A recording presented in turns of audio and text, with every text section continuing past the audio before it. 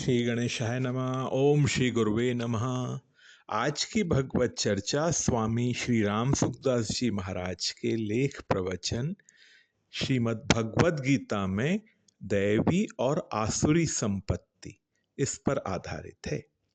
स्वामी जी कहते हैं, श्रीमद् भगवद गीता में आया है, अभ्याधि गुणैर्युक्ता संपद दैवीति कथ्यते दंभ दर्पाभिमान दिशारुषि संपदा मता। दैवी और आसुरी, इन दोनों शब्दों में देव नाम देवताओं का नहीं है, प्रत्युत परमात्मा का है।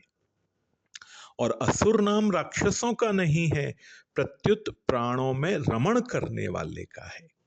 देव अर्थात परमात्मा के जितने गुण हैं वे सभी दैवी गुण कहलाते हैं।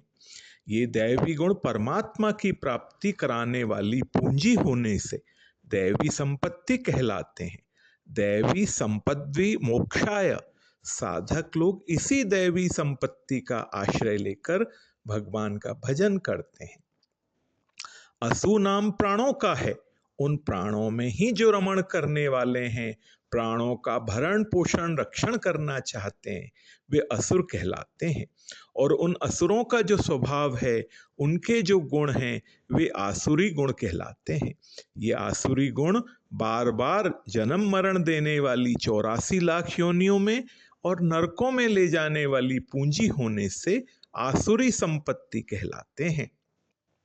निबंधयासुरी मता, मूढ़ लोग इसी आसुरी संपत्ति का आश्रय लेते हैं। संसार से विमुख होकर और दैवी संपत्ति का आश्रय लेकर परमात्मा की प्राप्ति चाहने वाले दो प्रकार के होते हैं। एक तो सगुण उपासक भक्त, सगुण उपासक में श्रद्धा विश्वास की भाव की प्रधानता होती है, अतः वह अभयम सत्व संशुद्धि ही इन 26 गुणों को धारण करता है। ये श्रीमद् भगवद गीता के 16वें अध्याय में आए हैं। यह साधक भगवान को सब जगह देखकर पहले अभय हो जाता है, वासुदेव सर्वम का बोध हो जाता है। दूसरे भक्त होते हैं निर्गुण उपासक, ज्ञानी भक्त। निर्गुण उपासक में शरीर शरीरी के विवेक विचार की प्रधानता होती है। वह 13वें अध्याय के अनुसार 7वें से 11वें श्लोक के अनुसार 20 गुणों को धारण करता है। दोनों ही प्रकार के साधकों में दैवी संपत्ति साधन रूप से रहती है। सिद्ध महापुरुषों में यह दैवी संपत्ति स्वतः स्वाभाविक रहती है। आसुरी संपत्ति को धारण करने वाले भी दो प्रकार के होते हैं, सकाम भाव से देवताओं की उपासना करने वाले। सकाम भाव से देवता आदि की उपासना करके ब्रह्मलोक तक जाने वाले सभी मनुष्य आसुर संपत्ति वाले हैं, कारण कि उनका उद्देश्य भोग भोगने का है। वे भोगों में ही आसक्त और तन्मय रहते हैं। ऐसे मनुष्यों को अंत वाला फल ही मिलता है, अंतवत्तु फलम तेषाम, और वे बार बार जन्म मरण को प्राप्त होते हैं। गतागतम काम कामा लभन्ते, तात्पर्य यह है कि जिनका उद्देश्य सुख आराम भोग भोगने का है, नाशवान पदार्थों का है, वे सभी आसुरी संपत्ति वाले हैं।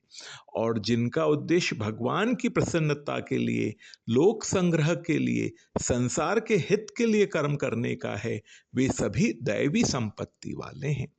दूसरे प्रकार के जो आसुरी संपत्ति को धारण करने वाले हैं, वे काम क्रोध आदि का आश्रय लेकर दुर्गुण दुराचारों में प्रवृत्त होने वाले होते हैं।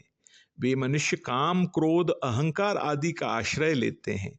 झूठ कपट जालसाजी बेईमानी धोखेबाजी हिंसा आदि के द्वारा दूसरों को दुख देते हैं।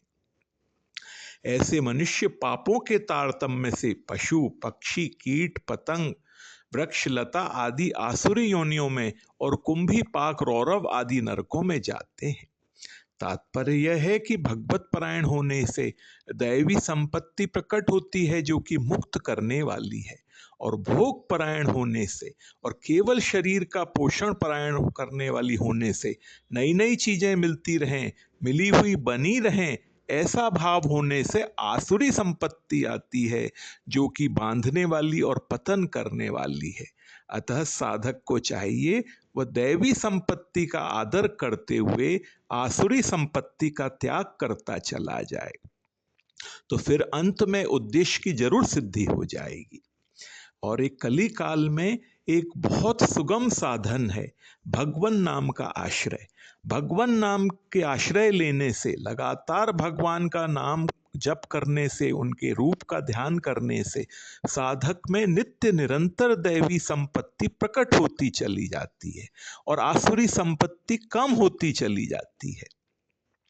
ये कलिकाल केवल नाम आधारा है। आज की भगवत चर्चा इतनी ही। ओम श्री गुरुवे नमः।